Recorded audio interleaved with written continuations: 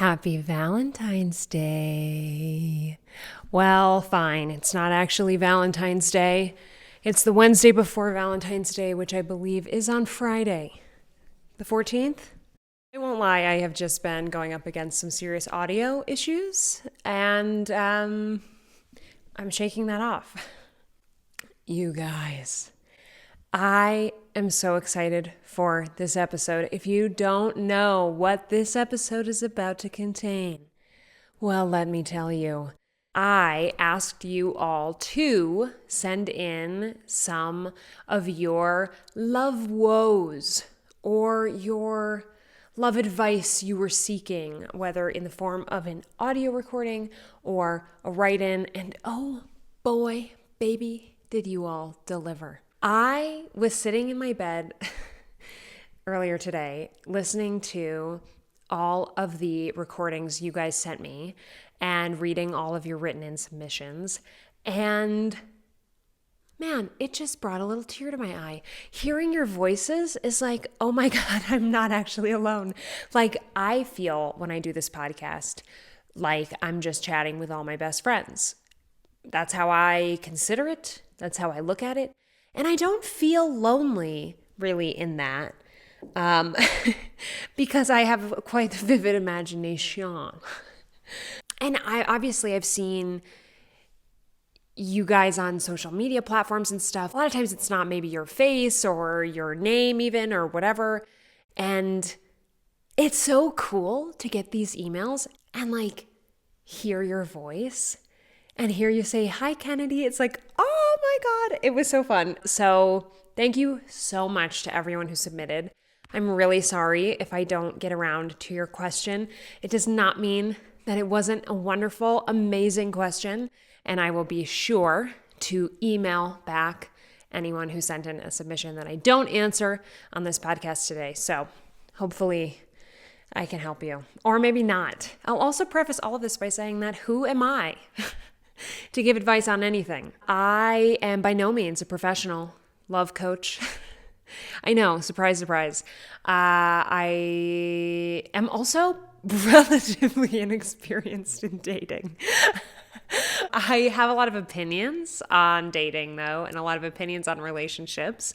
And I myself have a pretty awesome relationship, I must say. I've been married for almost 5 years. Well, I guess not almost, like 4.5 years.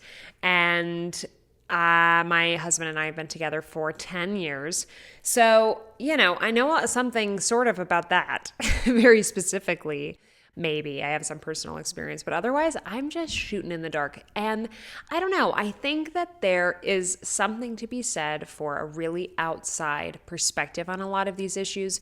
A lot of times you're hearing, the same rhetoric from people that have experienced particular things, which is their advice probably more helpful to you than mine? I don't know. Maybe it is. I don't know. This is just for fun, is the main point, which is not to say I won't take your questions seriously, because I will give you the best advice I have. But of course, you, and I think this will come up probably in the advice that I give today, but you are the only one who knows what's right for you. You are the only one who can make any decisions in terms of what you're comfortable with, what you're good with, and who you love and choose to spend your time and energy on. So that's on you.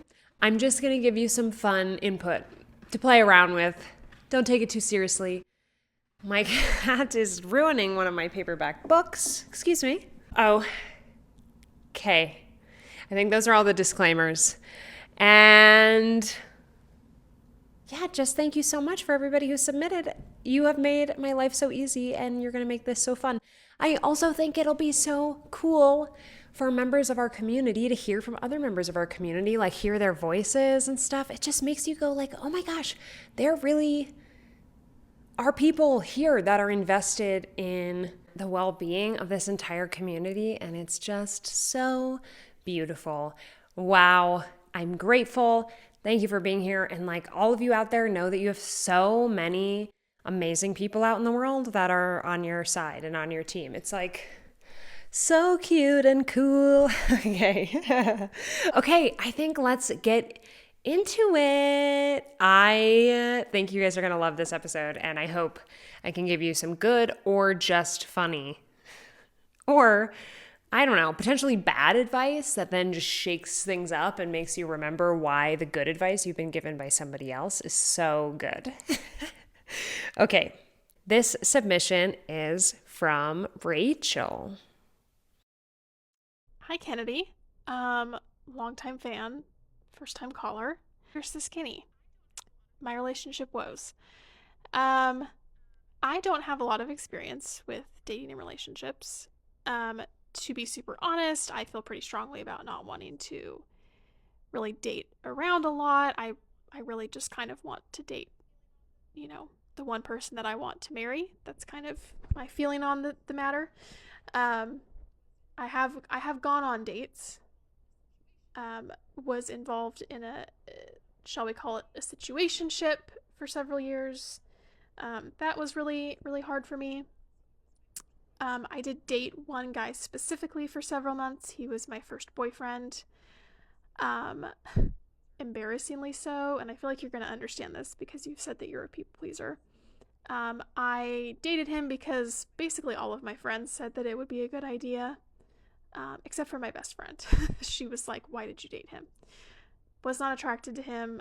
He was a very nice guy, but he was just not for me. He wasn't my person. I didn't, yeah, it just was not the right one. So that was my first foray into having a boyfriend, which was not great. So that's my experience with dating. I would love to have someone. I would love to be married more than anything. Would love to, be a mom, have kids. But given that my experiences have not been great, I have a lot of anxiety around dating, um, just interacting with men in general, to be very honest. I've got plenty of guy friends, but yeah, I guess maybe what I'm asking here is how to maybe be more confident when it comes to interacting with potential suitors, shall we say. I also don't have a lot of confidence in myself as a person, and so I often doubt, why someone would even be interested in me in the first place. But yeah, I don't know if you've got any tips on that, on being confident in who you are. Maybe, not doubting if a guy says he's interested in you. Um, and also just not being so anxious about the idea of dating. I feel like my last experience with the guy that I was not into kind of soured me to it for a little bit because I realized like how close I came to potentially, I guess, settling for someone that I didn't even like. Yeah, if you've got any tips, any thoughts on that, I would appreciate it. I, to be very honest, just want a best friend, just someone to do life with, someone that I want to spend time with. I'm an introvert and I don't electively choose to spend time with many people. And it's funny, I know that your husband does not feature in a lot of your content, but the content that he has featured in, it seems very much like the two of you are just best friends, and you can tell how much you guys adore each other, and it's really sweet to watch. And I would love to have that someday. So, you're amazing. You're inspiring. I hope you keep doing what you're doing. Thank you.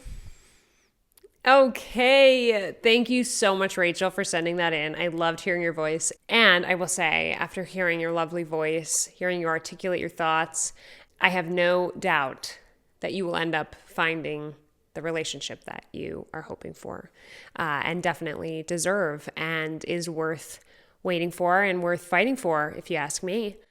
I just want to validate first, there's a lot here to get into. I just want to validate first that you are seeking a specific goal with dating that is to find someone to settle down with. And I just want to say that that's wonderful.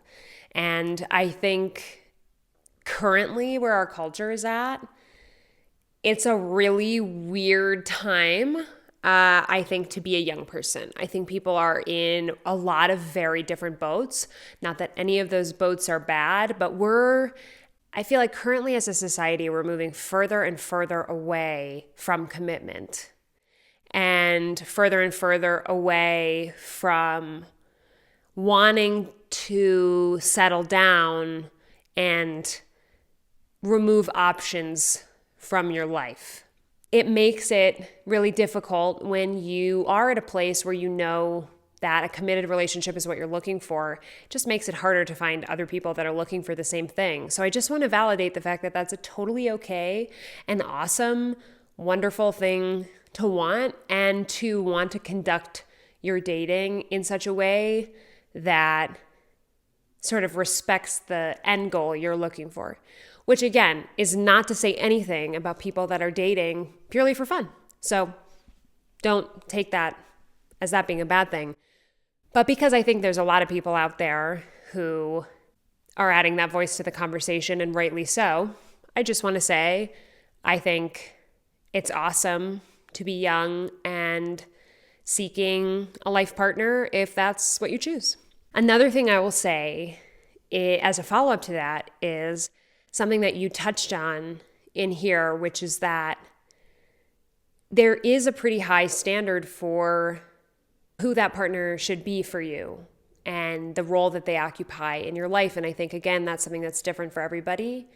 But unfortunately, the thing about love and the heart is that you don't have a lot of control over whether someone looks good on paper or not. Like you said, a boyfriend that you had in the past was maybe someone good on paper that your friends had maybe encouraged you to date, except your best friend. Holla out to your best friend because she knew. Maybe listen to her. I don't know. Mostly listen to yourself. But I think, unfortunately, what's so difficult about wanting something so much is that you almost look at it as a problem to solve. And if I can only set myself up in this particular way, if I can only, find someone who has X, Y, and Z a trait, then everything will be perfect. And I just have to look for it. And eventually I'll find it. And I think that there is something misguided about that, as much as it can give you great experience. See, I don't see that experience. I mean, I'm so bummed to hear that you didn't have a great experience with that first boyfriend. It makes a lot of sense if you didn't really like him, and I remember feeling that, oh my God, my first adult boyfriend, I remember he was doing something that was kind of annoying me. Nothing bad or anything objective, but I just kind of was like, I remember asking myself, do I like this? And then I was like, yeah, I like it. He's my boyfriend. I like him. And I'll just say straight up as advice across the board, if you're having thoughts like, do I like this? You probably don't like it. And it's probably not a great fit. So as much as I'm so bummed that you had a bad experience with him, what a great learning experience to say, hey, this is not worth doing if it's not with somebody who's seriously awesome. And that's kind of where I'm building to here. And I want to be so careful not to establish this sort of expectation that your perfect person will be a perfect person, because that's not the case at all. And there will be, I think you can absolutely never settle and still accept that there are things about the person that you end up committing your life to or committing, however long to. There will be things about them that are more difficult to deal with or that causes some sort of contradiction in your life or increases conflict to some degree in certain areas or what have you. That is the nature of people. So I do think that there's also maybe a trend in society right now that is because we have like 10 bazillion options all the time. And this I'm going to get into more in a question later. But because we have so many options, it's so easy to think, oh, if this person isn't perfect, well, let me go find someone who is. And that's, I think, another kind of misguided mindset to have, because you have to understand that people obviously are flawed, and that we are flawed as well, and that that person will be dealing with those things. So it all kind of evens out. But I want to encourage your journey to pursuing something that is like a best friend, that is someone who you know without a doubt, or, well, eventually without a doubt. I think there's always going to be plenty of doubt in the beginning of any relationship because you're human and you just have no idea how things will pan out. But that is without a doubt the person that you see standing by you in all the highs and lows of your life. So I want to validate that and just encourage this pursuit and know that love finds people at so many stages of life. And I think I want to kind of take that with us as we go into maybe the other part of your question, which is finding the confidence in these settings, which is really difficult when you don't feel like maybe you have a ton of experience. And this is another thing I'm going to touch on in another question, because this is something that is so common. Everyone feels, to a degree, unprepared for or inexperienced for most situations that arise in their lives, whether or not they've done them a million times, especially when it comes to dating and romance and any sort of intimacy. I think that causes a lot of people to get really nervy. So feel 100% normal and represented in feeling like, oh, I don't even have this relationship experience. More than relationship experience, what I think was most beneficial for me diving into relationships for the first time was knowing that who I am and representing who I actually am and strengthening who I am is my best path forward in dating, because I'm looking for my partner. When it comes to confidence around guys or whoever you may be attracted to, I think it's so easy to forget that the goal is not always for them to like you. The goal first is for you to figure out if you like them. And I think so quickly we go to, oh, do they like me? And just caring so much, I really want him to like me. I really want her to like me. I really want whoever to like me. And then we totally forget to ask ourselves if we actually like this other person. It's like me within that first kind of real boyfriend, looking at him standing in the kitchen. Oh my God, I can't put this in. And thinking, I don't even know if I like this guy, but oh my God, if he breaks up with me, I'll be so upset. And I was really upset when he broke up with me, and I don't ever think I liked him that much, because what I was focusing on was whether or not he liked me and not anything to do with me. And that's the thing. This is the beautiful thing, I think, about cultivating confidence in this arena, is that if you find out right away that someone doesn't like you, fabulous. You're not going to end up together.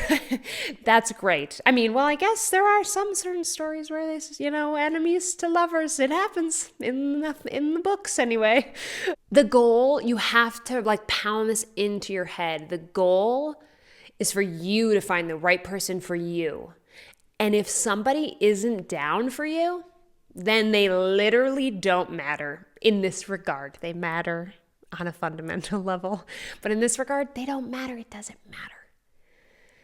So I think pouring into yourself, you mentioned that maybe you don't have a particularly high amount of confidence in regards to yourself in general, which I'm really sorry to hear, because even just hearing you in this message, you are kind, you are earnest, you sound lovely, you're smart, you care about things. You're going to be just fine. You are amazing. And keep just pouring into who you are and showing up in the places in life that are meaningful to you, and know that you can keep an open heart. I think that's a great way, a great first step when it comes to putting yourself in dating sort of situations, is if you're not maybe confident enough yet to make a move on somebody, which can be really challenging. I think there are ways that you can quite literally open yourself up to receiving attention in that way. Even these are I'm talking, and I don't really know what I'm talking about here. This is just from my own experience, okay?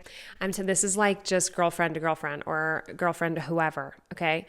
I There are literally things like maintaining eye contact longer than you think you should. Literally keeping your body like squared off to the other person, giving your undivided attention, let some silence in.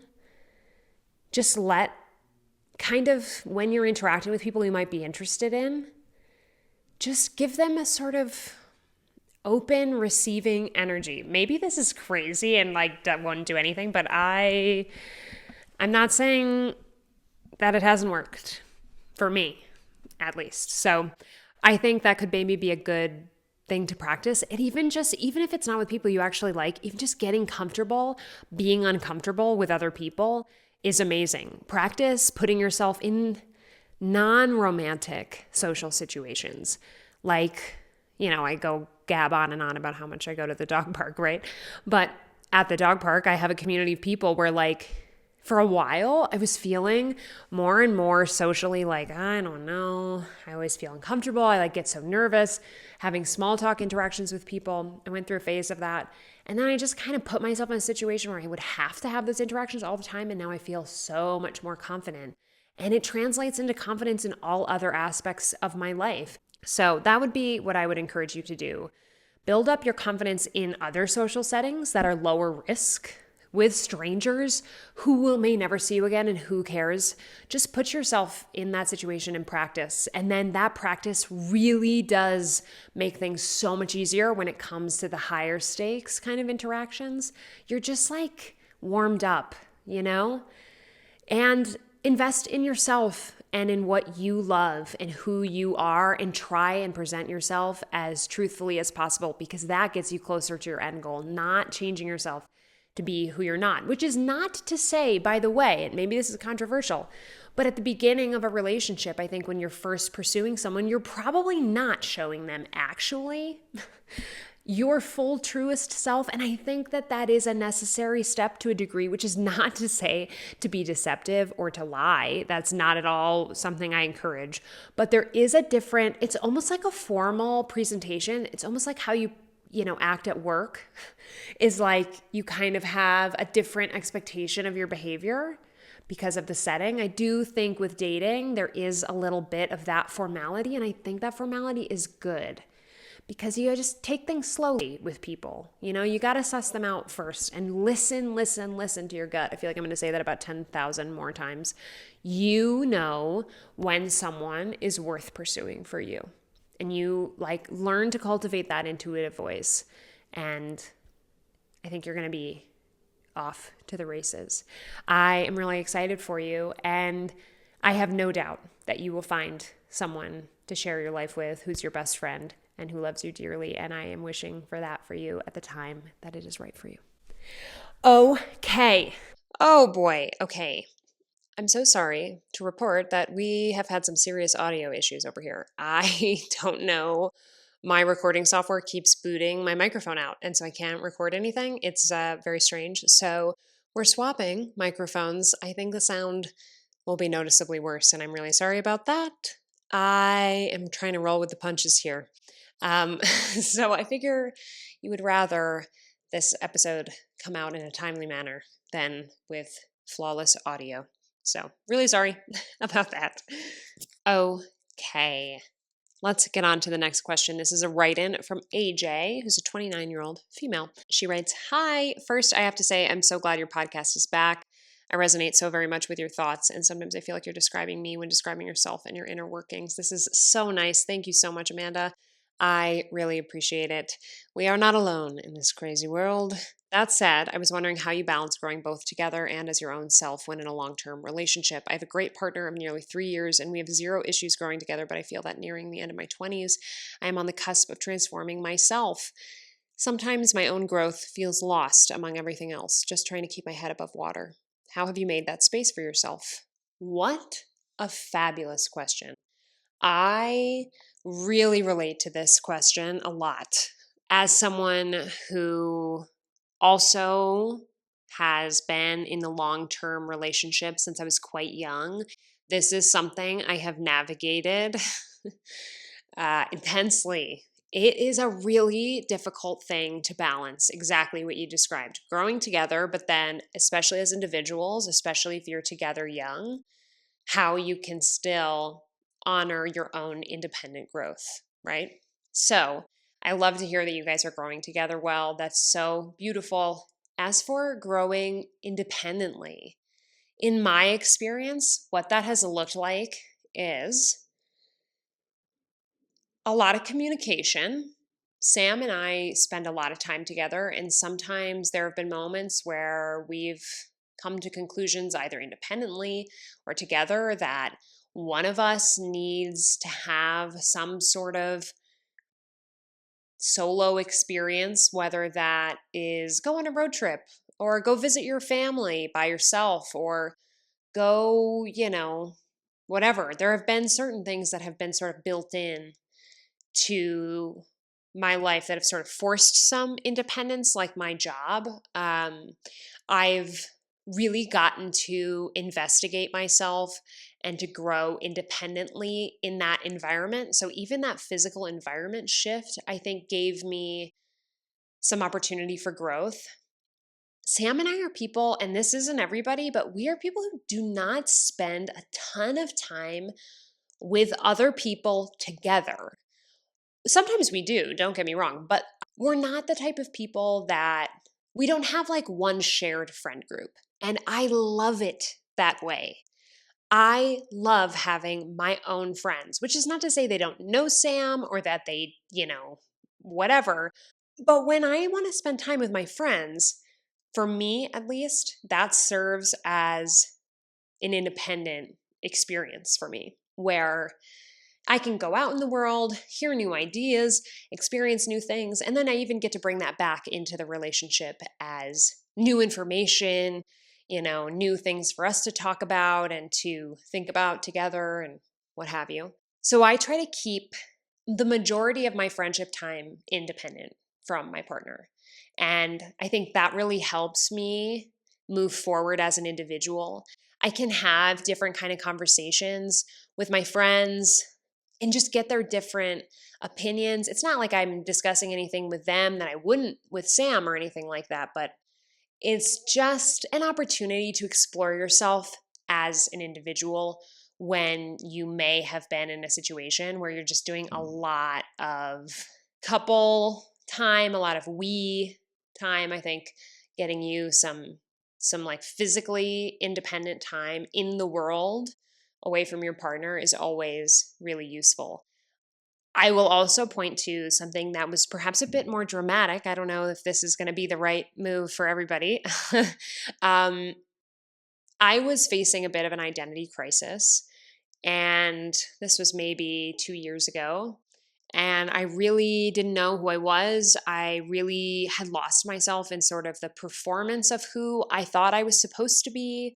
And I knew that in that very particular aspect, my relationship has taught me so much about myself, has brought so much of myself out.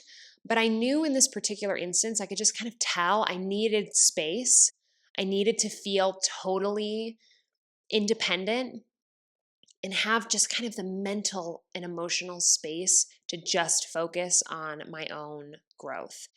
So I went to Costa Rica by myself, and it was absolutely life changing. I went with the class, which is kind of a workout class, but I feel like that sort of takes away from the spiritual and the mental aspect of the work that they do there. So I went on what they call a retreatment with the class to Costa Rica, and we practiced in the jungle for like 4 or 5 days. This sounds really culty. It's not. But if you want to check it out, go ahead and check it out. They do like online classes too. It's a really amazing thing. If you want to incorporate more movement into your life, but then you also have some, emotional needs to tend to, I think the class is an amazing thing. So it doesn't have to be with them, obviously. I have no affiliation with them except for that. I've just had a great experience. But I went and I remember challenging myself to, in this environment, Kennedy, you're going to go into literally the middle of the jungle with a bunch of strangers. And my challenge to myself was to show up as who I really am and really let myself be seen and not question all the time. I think at the time I was questioning a lot of just my personality. I was overthinking everything. I just was like, I have no idea who I am, and everything that I think I am is terrible. It's like just not good. And so I challenged myself to really show up completely as myself, and it was totally life-changing. I should maybe do a full podcast episode on that trip because there's so much I could talk about in that regard. But going out into the world and doing something big and very scary, I was terrified. I was completely alone, traveling to a new country, going into the middle of the jungle. It was really scary, and it basically shook all of the kind of guards up that I had, kind of shook them away and forced me out of my routine and forced me to find myself in a totally new environment, away from my habits, away from my comfort zone, away from my partner.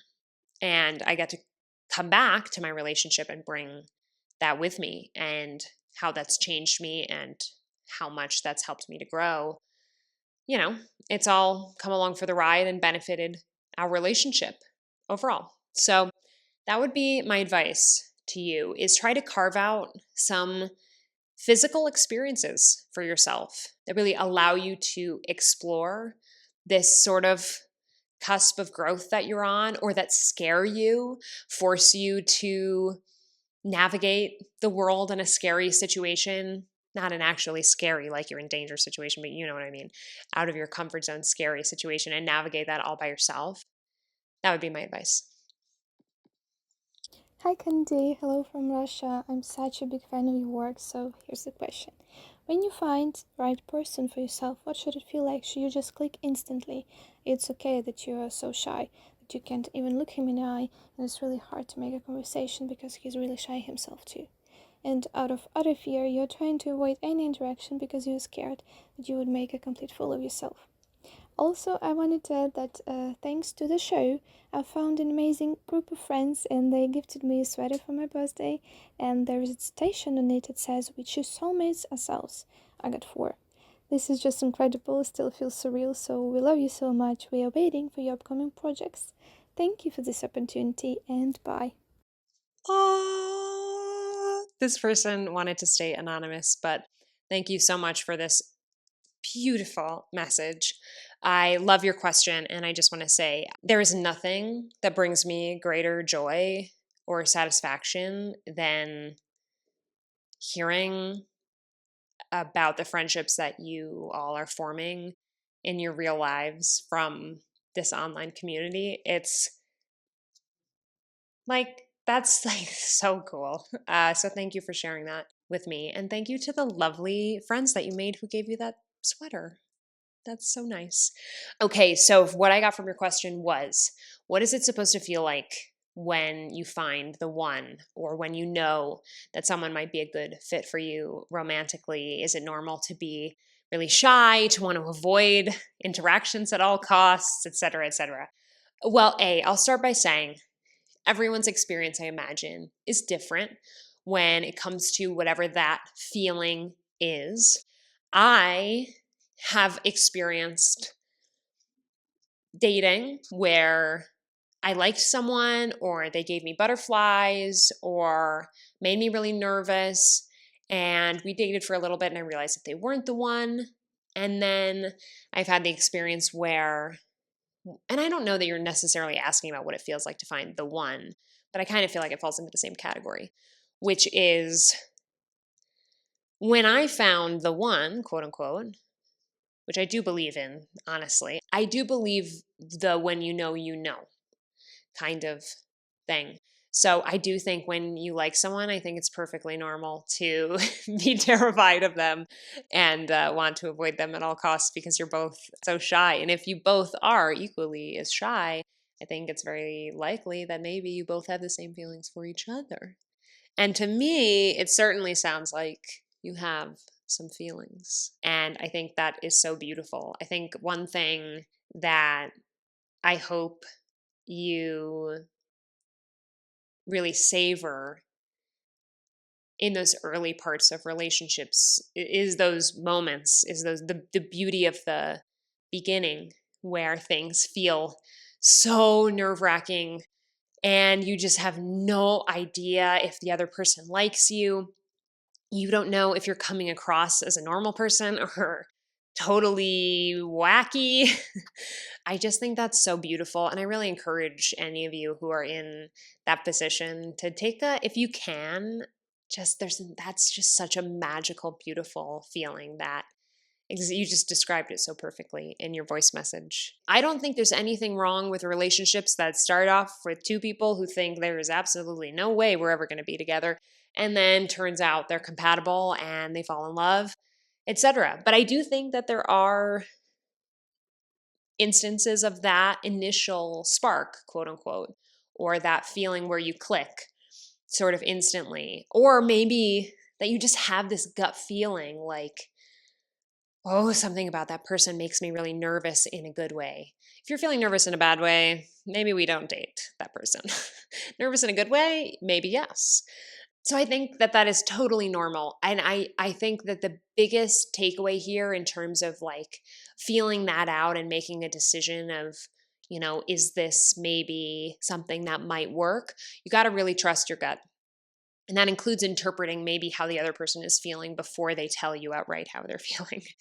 And to try and be as honest as you can with the intensity of your feelings and whether or not the other person is actually giving you signals that they do in fact like you, which is a really complicated thing because people go about that in very different ways.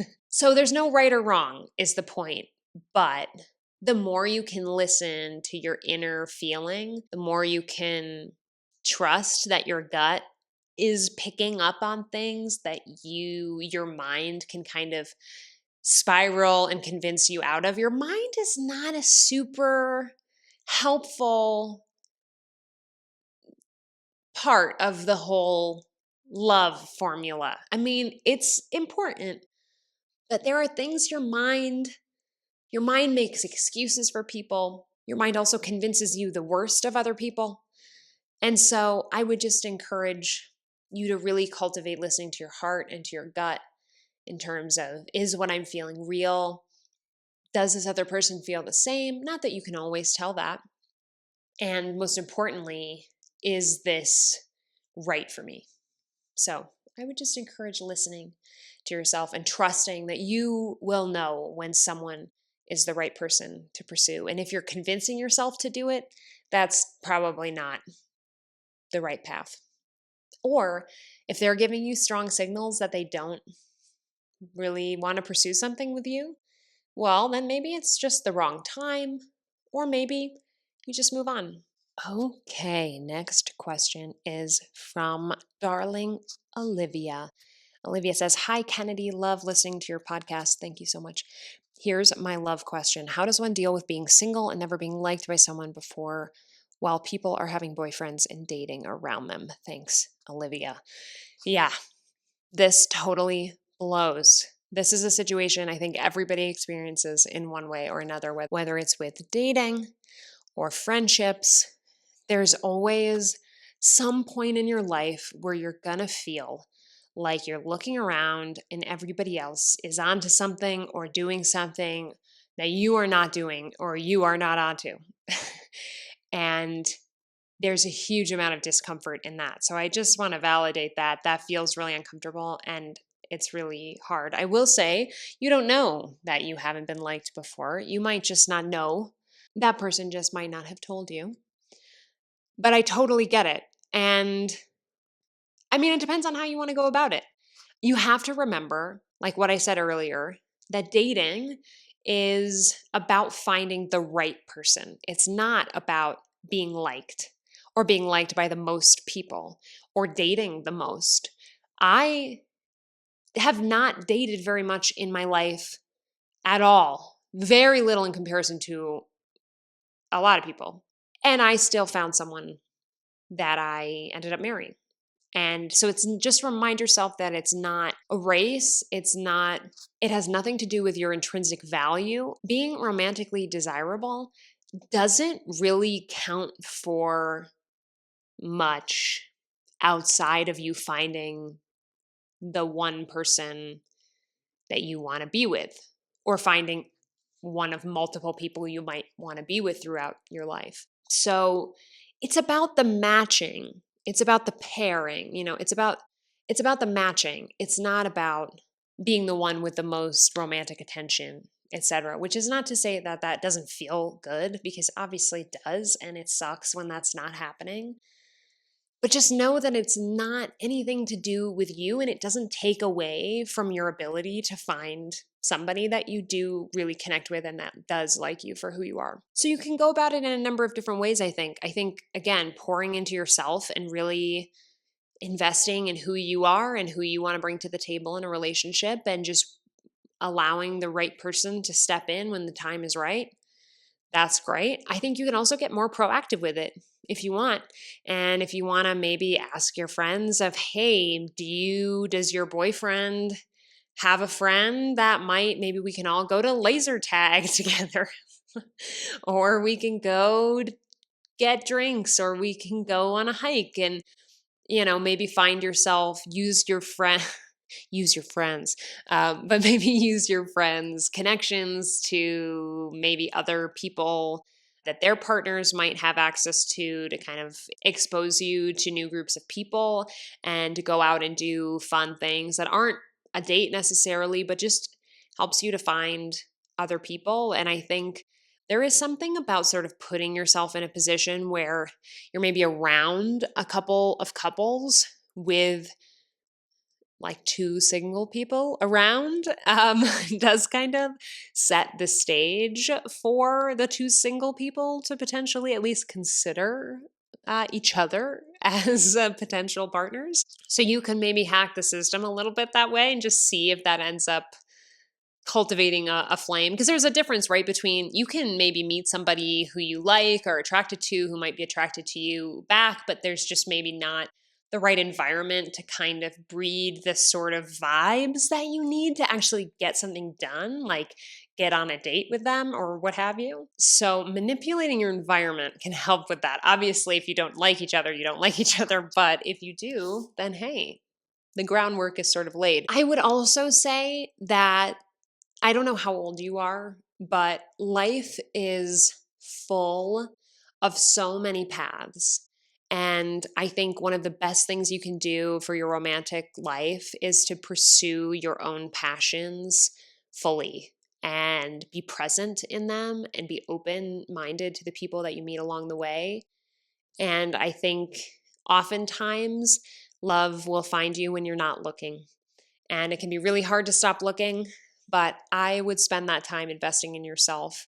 And honestly, cultivating some gratitude for all of the time you have that a lot of other people are potentially wasting. You're not wasting, you would just be learning, but just for the sake of this question, would be wasting dating people that they maybe don't end up having a good connection with, don't get much from. And then you have all that time to pour into yourself until the right one comes along, and you'll be grateful that you had all of that time to pour into your passions.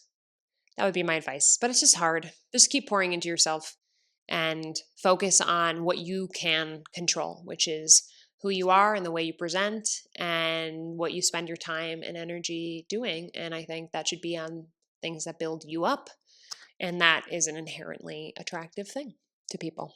Unfortunately, this is so long, I'm going to have to break it up into 2 parts. So the second part of this podcast will be premiering on Valentine's Day on Friday. So catch part 2 over there. And if you like this episode, please give this video a thumbs up or leave us a 5-star rating on Spotify or Apple Podcasts. Leave us a review. Leave me some comments. Tell me what's up. What do you think of my advice? And I'll catch you in part 2. Love you. Bye.